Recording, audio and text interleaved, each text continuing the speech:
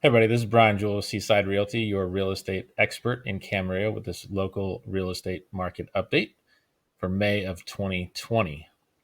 If you ever need to get in touch with me, my information's right here, along with phone number and email address. Please reach out if you have any questions about anything at all. Be happy to talk to you about any possible purchases, sales, or investments that you may have questions about. Okay, so we are in the May of 2020 real estate market update. Just wanted to let you guys know, I'm going to take myself out of the shot here for a little bit, that we do have current active listings up 8.2% since last market update on April 10th. We are at 134. We are currently at 145.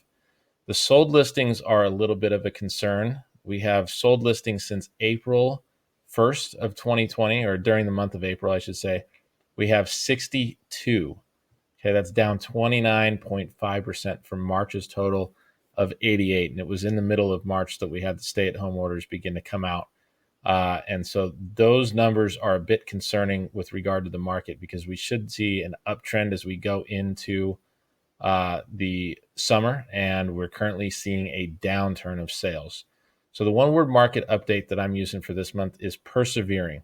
We are persevering through some difficult times in terms of market dynamics. And let's get to the data, because that's where the numbers will truly tell us what's going on. Year to date, we are actually still up 5.2%. We've got 14 more homes sold in 2020 than we did in 2019 at this point. But through March, we were up 24%. So going from being up 24% at the end of March to being up only 5.2% at the end of April is a bit of a concern, because it shows that we are trending down. Year over year, we are actually up 64 units of sale, which is 6.5%. So we're looking okay there. But again, we're trending closer to the middle line, and we're trending down from the highs that we were pacing ahead of last year. Month over month, we're down 29.5%, as we just mentioned. And year to year, April's monthly comparisons are going to show a decrease of 32.6% of what we had last April. So this April, we had 62 sales. Last April, we had 92 sales. And so that's the area of concern that I'm seeing. But keep in mind, let's look at what the data means. Even though we are currently only ahead of last year's pace in solds by 5.2%, and we're trending downward, we're still ahead of both in pace and numbers. But really the key is that we're only seeing an active inventory rise of 8.2%. So we're seeing reduced inventory levels. So even this drop of 29.5% in terms of sales from March to April, and 32.6% drop in sales from last April to this April, we want to be increasing going into the summer. But if we're not increasing in listings, then we can't really increase in terms of sales. So that's going to be the key focus that you should be looking at. The interest rates are going to remain really low. This is my market forecast. So interest rates should remain really low. Prices will probably hold steady. You might see a 1 or 2% difference in prices, but really there's nothing to indicate that we are currently in a crash or anything like that. We are going to end up grinding along in this market with very low supply, low demand, most likely, or at least a shrinking of demand, because some people are losing income or jobs. So we're going to see a little bit more balance to the market, but I really don't see a crash necessarily, because what you do need to see if you're going to end up with a crash in prices is you have to have supply outpacing demand significantly. And we just don't have anything that's going to put a lot of supply on the market right now. So what you should watch for in the observations going on in the market, you got to, of course, keep in mind of how the coronavirus is going to have an impact on buyers and sellers, the mortgage rates, and the market sentiment, and how that's going to affect buyers and sellers going into this selling season. But effectively, if the number of buyers and sellers remains the same, the net result on the market is going to be a very little impact. Keep in mind, markets are different. So what you may have seen recently in the stock or job market is not going to affect real estate in the same way. At this point, the impact on the broader housing market is unknown for the long term. In the short term, it's relatively static to what it's been doing. Current data does not support or suggest any movement in the housing market. Although our active inventory or our active listings are down month to month as the summer months arrive more, and as the economy opens up more and more, we should see more listings. So obviously it's impacting people's willingness to list. And so I think that is what is causing a little bit of the stagnant numbers of sales, or at least the downturn in sales, is we got less properties available to buy.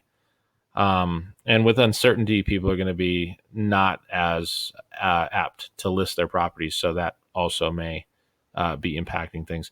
With mortgage interest rates at historic lows, money is cheap. And so buyers are able, if they can qualify, to borrow more and push prices up. And that's what I think is going to keep them relatively steady, is people who do have incomes and are still able to hold on to their jobs at the same pace are going to end up having enough money and enough income to qualify and borrow the money they want to buy a house. But the real estate market, like mentioned, is like any other market in terms of supply and demand are going to be the leading forces. What we saw in 2007 and 2000, all the way through 2010 with the last crash, was that Fannie Mae and Freddie Mac only knew to foreclose on people as soon as they got into trouble. In 2010, they stopped that program and they had a moratorium on foreclosures, essentially. And what that did is it dried up the inventory and it caused prices to rise off the bottom. And so I think that they learned their lesson from mass foreclosures last time. And I think they're going to do all they can to avoid that, even if people aren't paying. And we do see plenty of foreclosure and eviction avoidance legislation in place right now. So I think that that's going to impact the housing market in a positive way, in that we're not going to see the impact we would have seen if not for those programs. We would have seen foreclosures most likely with people losing jobs. We would have seen evictions. And since we've got programs in place to stop those things from occurring, I think that's going to help stabilize the market long term. Sellers, if you're looking to list with patience and flexibility in mind. Keep in mind the market is slowing. So in terms of price, if you desire to move things along really quickly, you're going to need to consider a more aggressive pricing strategy. If you're okay waiting until the market absorbs the price and is willing to pay, then I think you can still get the prices that you desire. It's just going to take a little bit longer because there are less buyers out there looking, and that's going to mean less competition.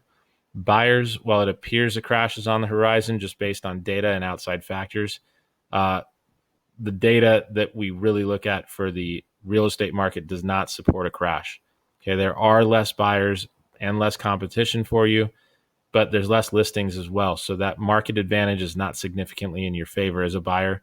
And also with interest rates where they're at, other buyers are going to have an ability to borrow as much money and compete for the few properties that are on the market, just like you. I do have a listing coming up soon. It's in Central Camarillo in the Del Prado neighborhood, right behind Presto Pasta. And it's a great community. It's got a pool. It's got tennis courts. This house is great. 1,899 square feet. It's got 3 bedrooms set up. It's got the ability to make a 4th bedroom. It's got its own garage, a patio. It's got a lot of excellent features, along with updates throughout the house with flooring and bathrooms. It's got multiple living spaces, fireplace. It's a really great property. I think it's going to do really well. So if you're interested in that, let me know. If you'd like to click and see all the transactions I've completed, please click there. And then also some Zillow reviews. Nothing speaks more highly of your service than what people are willing to let other people know about the way you've worked. I'm really proud of the Zillow reviews. I work really hard to make sure that my clients are satisfied with the job that I've done. And I've asked them, and some have done it on their own, to leave reviews of their experience with me. So if you're considering a real estate agent, I highly encourage you to look for some reviews. And I really would love you to take a look at mine. I think you'll be impressed with what you read about the way I interact with my clients and the way they feel treated throughout the transaction. So anyway, there's a little bit about me down there, but I'd love for you to take a look at the market update, take a look at the listings that we've got coming up. We will see some more listings through the summer. And again, once everything calms down a little bit more and we get the restrictions lifted on our movement and the stay-at-home orders, we are going to end up with the market opening back up, and I think we're going to see a lot more listings, and we will see some movement in the real estate market. And as people's jobs stabilize a little bit more and they have a better idea on what the future is looking like, that will certainly bring us a little bit more clarity. So anyway, once again, I'm Bryan Juell with this May of 2020 real estate market update. Hopefully, if you have any questions, you'll get in touch with me. I'd love to speak with you about anything real estate related.